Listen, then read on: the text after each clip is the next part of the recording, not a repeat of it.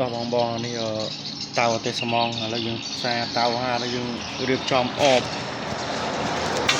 របៀបអបតៅទេស្មងប្រភេទដៃ12លីពី10លីឥឡូវយើងផ្សារអបវា10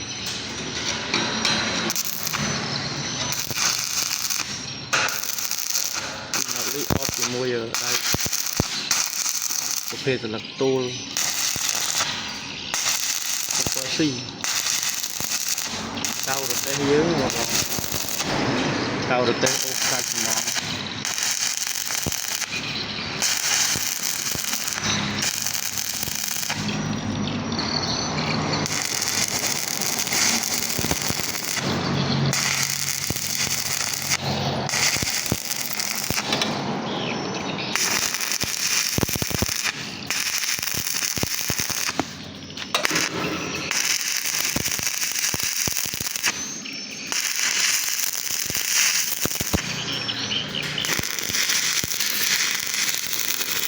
យើងអបជុំវិញខាងនេះយើងអប